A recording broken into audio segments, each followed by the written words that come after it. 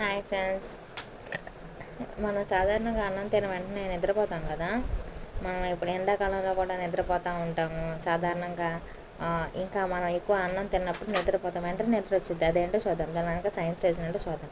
సాధారణంగా మనం ఏదైనా ఫుడ్ తీసుకున్నప్పుడు, అంటే అన్నం కానీ అలాంటి తీసుకుంటున్నప్పుడు దాని లోపల కార్బోహైడ్రేట్ అనేది ఉంటుంది. అయితే ఈ కార్బోహైడ్రేట్ అనేది బాండ్ బ్రేక్ అవ్వాలి.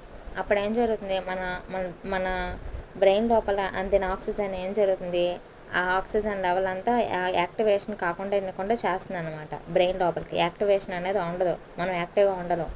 ఈ కార్బోహైడ్రేట్ ఏం చేస్తుందంటే మనకు ఆక్సిజన్ లెవెల్స్ బ్రెయిన్ దాకా వెళ్ళనీయకుండా అడ్డుపడుతుంది. అడ్డుపడినప్పుడు మనకి నిద్ర వస్తుంది అనమాట. ఇంకా ఆక్సిజన్ లెవెల్స్ బ్రెయిన్కి అందకపోతే ఏం జరుగుతుంది, మనం ఏ పని చేయలేం, చూడలేం, కనీసం చూడలేం.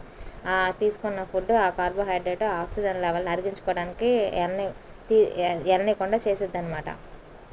ఎక్కువ ఎక్కువ అమౌంట్ ఇంకా ఆక్సిజన్ అనేది ఇంకా ఫ్లో అవ్వదు, బెడ్ వరకు ఫ్లో అవ్వదు. ఈ కార్బోహైడ్రేటే తీసుకుంటుంది అనమాట.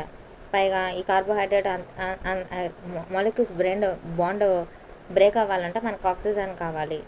ఆక్సిజన్ కావాలి కాబట్టి వచ్చిన ఆక్సిజన్ అంతా ఆ తిన్న ఆహారం బాండ్ బ్రేక్ అవ్వడానికే సరిపోతుంది అన్నమాట.